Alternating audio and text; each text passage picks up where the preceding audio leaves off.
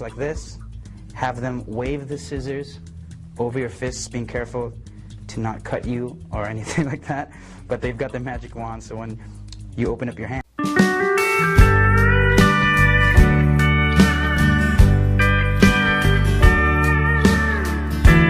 grab it out of his hand and I say, I know what I'm looking for. And I start flipping through, and it's very funny in a moment that's once you've established some trust.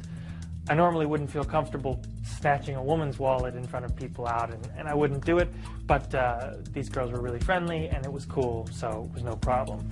So anyway, if you're going to set this up, let's think about some applications. You can load this bill and 100 bills like it in candy. I use a presentation where I load them in Tootsie Rolls. I wrap Tootsie Rolls around, and because they're pretty tubular, they look like they fill a Tootsie Roll. So I'll fill a whole bowl full of Tootsie Rolls, and I'll let a spectator choose one and put it in their pocket, and then the bill goes to the chosen Tootsie Roll. All that takes is renting a movie, unwrapping a bunch of Tootsie Rolls, ripping and preparing $40, $50 bills, and you're set for 40 or 50 performances. This bill can be loaded into an orange, under a book, in a spectator's shoe, in a purse, in a pocket, wherever you want. But let's get back to the wallet trick. It's really strong to do it from a wallet. You do the gag where you say, I know what I'm looking for, and you're going to try and be as quick as possible. I start with the bill palmed. I reach in, I spot a bill of the same denomination of the one I'm folding. What you can do if you want to keep it completely clear is you can have a 1, a 5, a 10, and a 20. And as you ask, do you have, without looking, would you say you have a 1, a 5, a 10, a 20 in your pocket? What do you got? And if they say 10, you get set for the 10. But I know that this gentleman has a 1, so I'm holding out the 1. I spot a 1.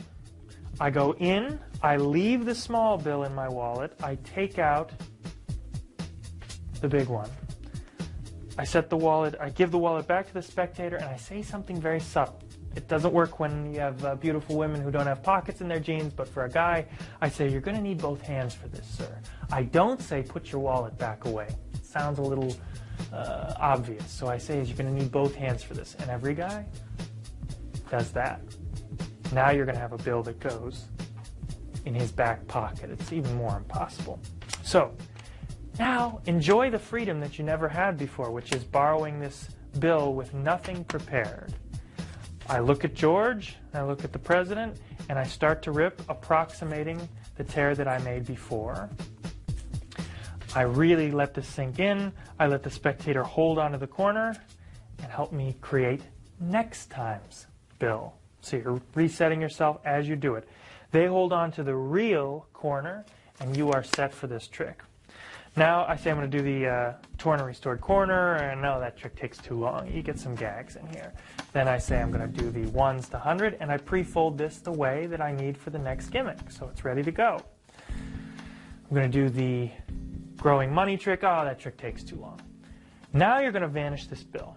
Vanish it any way you like. Retention vanish. Sleeve it. Lap it. Whatever you want to do. Put a handkerchief on it. Switch it for a flash bill. If you want to do something imminently practical, you can use this vanish under the watch, which I'll show you now. I'm going to turn my body just a little bit so you can see. What I've got is I'm going to take the bill and hold it between my first finger and thumb with the other fingers lined up beneath.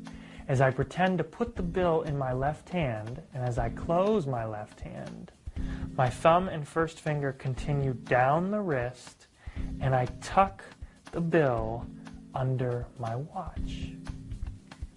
I come away and I snap. I keep my right fist closed. That's important. So I can roll my left hand empty. And where do everybody's eyes go? Right here. I show it's empty. And I'm really clean at this point. You're going to feel guilty because you got a dollar bill under your watch, but don't. Nobody's looking there. It's totally clean. And you're good to go until you can retrieve that later. So let me show you what that looks like at speed. It's based on work found in Bobo's book by Jim Buffalo, as well as Ivan Lewig from Norway. It's just there, and there. And that's the vanish of the bill. So the bill is gone. Where did it go? I don't know. Let's try it again, sir. You got another dollar I can borrow? Oh, come on. Another dollar, please. And eventually he'll go to his wallet. And what's great is, because you loaded it where you took it out from, you can honestly say, wherever you took the bill from in your wallet, flip to that place. And where the bill was, he's going to discover inside, all the way at the bottom, a little bill packet. And he takes this out. He's going to be holding the bill and displaying it. I take it back from him, and of course, you're clean when you take it back. They could be looking for a switch. There's no switch. I start to unfold the bill, and here's a critical moment. We're going to talk about how exactly this is unfolded. I'm going to open this up so you can see it. All I do is I put, can you see that I've got the piece here, and I'm going to pin that piece down with one hand. And what I do is I make sure that I pin the piece down with my thumb, in this case my right thumb, and the corner is to the right. Now, depending on the situation, you can see in the performance how you do it. You want to retrieve the corner, which does not match. This corner matches a different bill, the bill that's here. But you're going to switch it in the offbeat. But notice the subtle choreography here. If this was the situation, every normal person would just match them up. But if this subtle situation is different, look, I can't easily match this up. So it's only natural that I switch hands. And it's under the switch of hands that I switch this for the matching piece.